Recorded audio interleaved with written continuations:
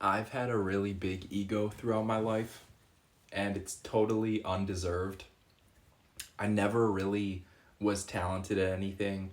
I mean, I was good at like school, like nerd stuff. I was good at like math, but I was never physically like imposing. I was never really strong or even like my intellect. I was never even really like the smartest, to be honest with you. But I always had a massive inflated ego. And it's probably because I lacked that. I lacked like the strength or the wisdom or, whatever attribute that I was looking for, that I wanted to be praised, right? I wanted someone to say like, "Oh man, you're strong," or like you're freaking smart. But instead, I would just try to exalt myself. I try to make myself better, right? Make myself look better than I am when I really didn't do anything to deserve it. So, when we discipline ourselves, one thing we're actually doing is humbling ourselves because we're admitting that there's more work to be done. For me, this has been very humbling. Not just the whole journey, which I'm sure it's been humbling at certain points, but specifically going from doing sets of 10 push ups to sets of 15 push ups has been incredibly humbling. And it's kind of surprising because I have a massive ego, right? And one thing that I used to say is, oh, I could do 50 push ups anywhere, anytime.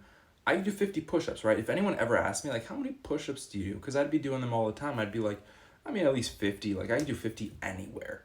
Now, I'll say, like, maybe 15. I'll be like, I could do 15. I don't want to put that much pressure on myself, even because in the moment, I don't know if like my arm's not just gonna snap or I'm not God. I don't actually know how many push-ups I could do. So it's much better for me to just be like, I could probably do like 10, right? Even though obviously, I could do more than 10 push-ups. If I'm doing 100 sets of 15 push-ups, I could definitely do more than 15 push-ups. That's not my limit. I'm not maxing out every single set. But that's not really what this is about. This is about something Jesus tells us, actually. So I'm going to read a little scripture today. This is the book of Luke, chapter 14, verse 7. Now he told a parable to those who were invited when they noticed how. Excuse me, dude, I can't read. Now he told a parable to those who were invited when he noticed how they chose the places of honor, saying to them, "When you are invited by someone to a wedding feast, do not sit down in a place of honor, lest someone more distinguished than you be invited by him, and he who invited you both will come and say to you, 'Give your place to this person.'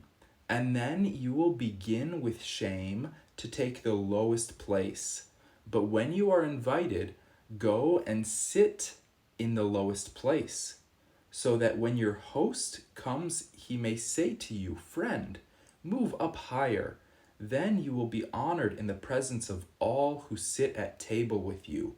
For everyone who exalts himself will be humbled, and he who humbles himself will be exalted."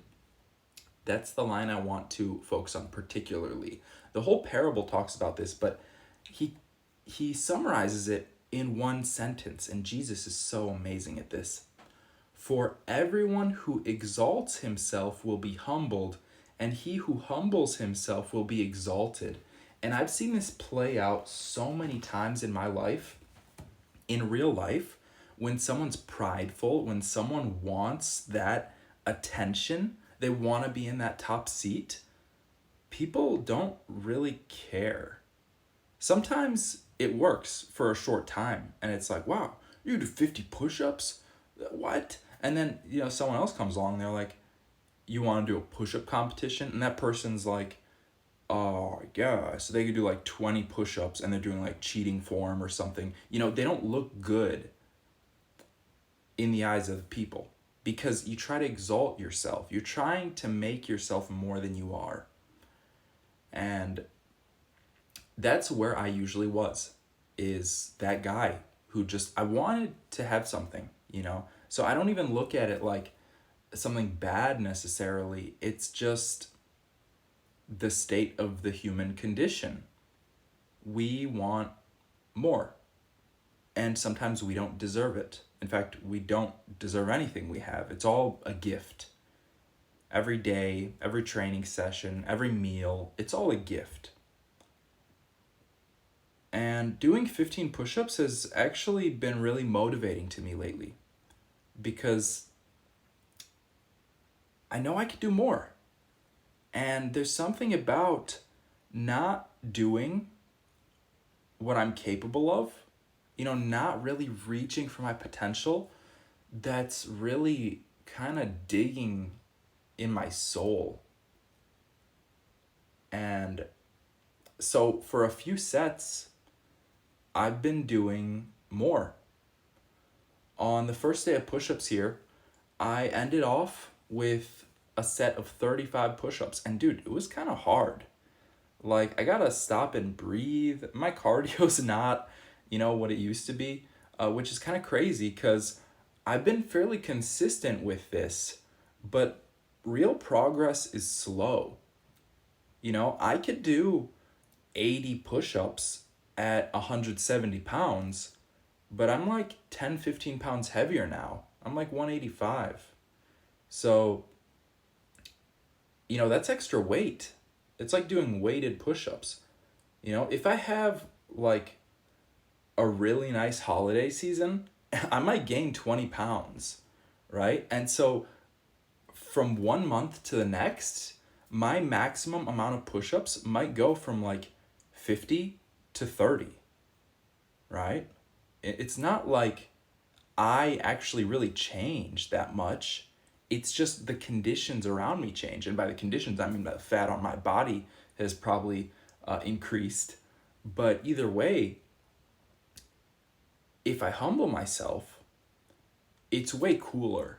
Like girls specifically, they don't really like the guy who brags all the time. There's something weird about that. And girls instinctively, their instincts, they're much, what's the word? They're much sharper than men's. Guys, sometimes we're goofy and we just go along with anything, and that could get us in a mess. Girls, they can spot some fishy stuff from far away. I've seen this with my mom. I've seen this with my sister. I've seen this with things in my life. And that doesn't mean, women aren't subject to falling for stuff or making mistakes. Of course they are. Everyone is. I mean, all you got to do is go to the first page of the Bible, Adam and Eve and the snake. Sometimes women listen to snakes, but men make mistakes too. And with women, because they have kind of this instinct to eye out weird stuff, they don't really like the guy who's, oh, okay, this is a great example. One question I get sometimes is like, hey, you're pretty fit. How do you train? Like, do you work out? Because some people are just genetically amazing. But, I used to say, yeah, I work out 7 days a week. I work out like 2-3 hours a day. And I tell them the truth, right? I'd be serious. I'm like, I do martial arts, I lift weights, I'll do cardio. It's all super important. It's all about your diet, and I just go on a tangent. And you can't have a conversation with that because that's like a wall of text, right? You can't have a conversation with a wall. You can just look at it and maybe you learn something about it, but it's not that interesting. It's a freaking wall. It's much more interesting if, you ask someone, hey, do you work out? You look good. And they're like, I mean, I do push-ups. Like that leaves so much up in the air. That leaves like, it's just like an air of mystery. It's like a field just opening up in front of you. It's like a fog, and you just like see like a little bit into the fog. Do you work out? Sometimes. like, what do you mean sometimes? You're really fit, you know? And then, you know, you can actually ask a question, and that's where it gets really interesting, because it's no longer just about you. Now it's a conversation. Yeah, I work out sometimes. Do you? Like, you look pretty good too. You know, the unfortunate thing is, some people are fat, and you can't really, how do I say this? I've never asked a fat person if they work out. Maybe that's the right way to say it. But either way, like, to have a conversation with someone, this it's much more interesting for both sides if you're not so invested, so consumed by yourself. If you could humble yourself a little bit and say, you know, a little bit, you know, I work out a little bit. It's not super important. What about you? Like, what do you do? What are you interested in? Right? It's not got to be about me. Let's talk. I want to get to know you. I want to get to know your character. You know, what's all this about? Why are you talking to me? Right? And not even like in a weird way, just like, who are you? Right? Because people want to be known. That's a deep desire of all people. We want to be known. That's one reason why we try to sit at the high table. It's because we want to be known by people who are respected, right? But it doesn't happen by forcing your way up there. You're just going to get humbled. You get knocked down, right? They say, "Hey, who are you? Get away from here. This guy's our friend. Let him sit at this table. You sit down there with the freaking bums, like the people you are." You know, if you sit with the bums might be like, "Hey, this guy's pretty sweet," and then someone from the table might be like, "Hey, I know that guy. Hey, come up here." You know, I'm obviously trying to rephrase Jesus's words. I can't do any better than Jesus. And Jesus said, "For everyone who exalts himself will be humbled, and he who humbles himself will be exalted." And that's just beautiful. And it's an amazing truth of the world, where if you humble yourself, if you do the work, you will be fruitful. And people want to be around fruit. I heard an amazing analogy today, and maybe, I don't know if it's an analogy. Did you know that a tree always grows in two directions? It always grows up and down. The root system grows down. It grows against resistance in the dark and in the damp, right? And the more successful the root system can be, the work you do in the dark, the more successful it can be, the better off the fruit system, the above ground, the tree, the branches, the bark, right? The trunk. The deeper the roots go, the more you endure in the dark, the more fruitful you'll be in the future. And that's a beautiful message. And I don't know if that had to do with God or what, but I thought that was a beautiful message. And so, you know, I thought it'd be a good place to share it here. I did some push-ups here, guys, like 680 in 4 days. That's pretty good. That's way above my average of 400 in 4 days. So I'm happy with this. Thank you for watching. Jesus loves you. Bye-bye.